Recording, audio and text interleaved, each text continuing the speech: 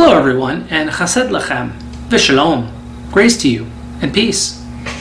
This is part 3b in my series on Habrit HaCharasha B'Lashon Avrit, the New Testament in Hebrew. In part 3a, we looked at Yochanan Parek Gimel, John chapter 3, and verses 13 through 15, and compared that to B'Midbar Parek Kaf Aleph, Numbers chapter 21, verses 8 through 9. So let's review Parek Gimel, John chapter 3, verses 14 through 15 to get our context, which reads in the Hebrew. וכאשר הגביה משה את הנחש במדבר, כן צריך בן האדם להינשא, למען אשר לא יאבד כל המאמין בו, כי אם יהיה חיי עולם. Which reads in the English, and as Moses lifted up the Nachash, serpent, b'midbar, in the wilderness, even so must Ben Adam, the Son of Man, be lifted up, so that whoever believes in him will not perish, but have Chaye Olam. Now in the previous video, I told you that there are two levels of interpretation as to how the Son of Man, Yeshua, being lifted up, relates to the serpent being lifted up in the wilderness. Well, there are actually three levels. We covered level 1 in the previous video, and we'll cover level 2 now, and we'll come back and cover level 3 in part 3c. After reading our passage in Yochanan, Parek Gimel, John chapter 3, the question naturally arises. Why is the serpent being used as a type of Yeshua? That seems like odd typology to compare Yeshua to a serpent. To answer this question, let's go back to the Tanakh, to Sefer Bereshit Parek Gimel, Genesis chapter 3, and let's look at verse 14, which reads in the Hebrew. Vayomer Yahweh Elohim el hanachash, ki asita zot, aror ata mikol habahima, umikol chayat hasideh, el gachoncha telek, ve'afar tochal kol yameh chayacha. Which reads in the English, Yahweh Elohim said to the Nachash, serpent, because you have done this, cursed are you more than all cattle, and more than every beast of the field. On your belly you will go, and dust you will eat all the days of your life.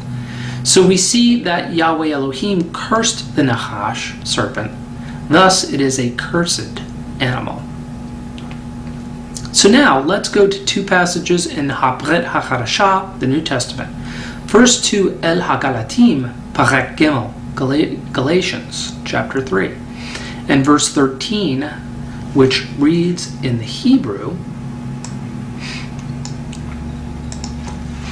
Hamoshiach badanu mikalalat haTorah bayoto lakalala ba'adenu kekatuv kalalat Elohim talui.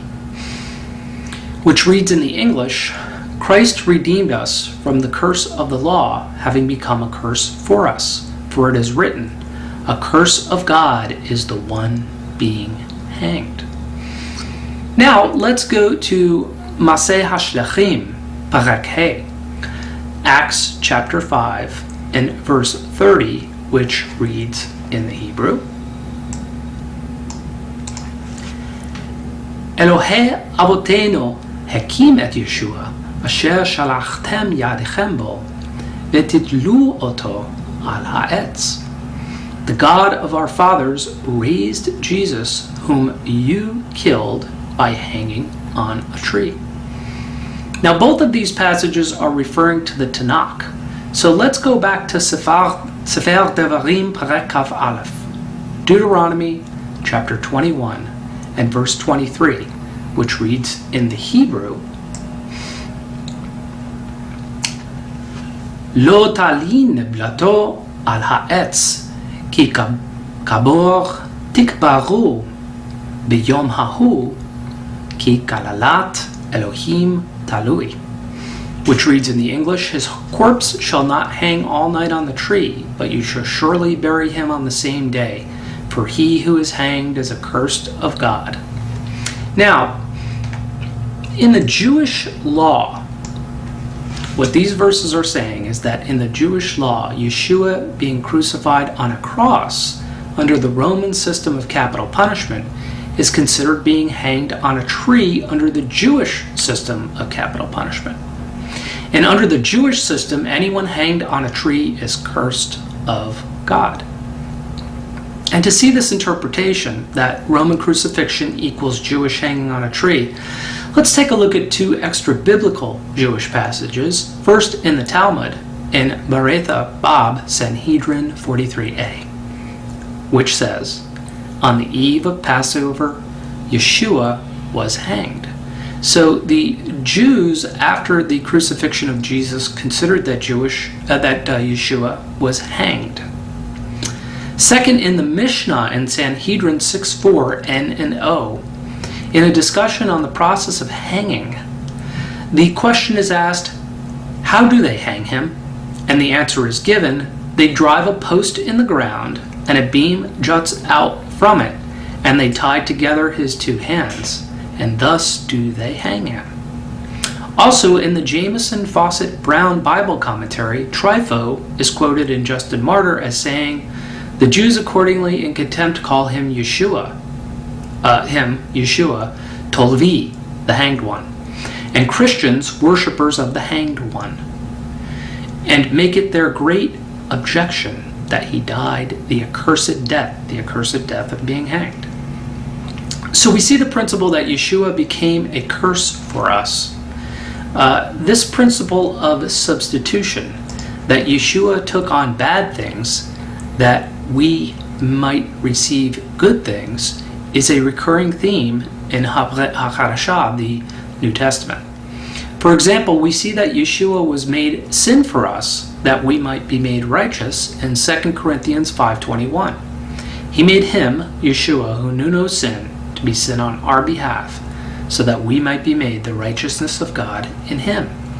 And we see that Yeshua was made poor for us that we might become rich in 2 Corinthians 8:9.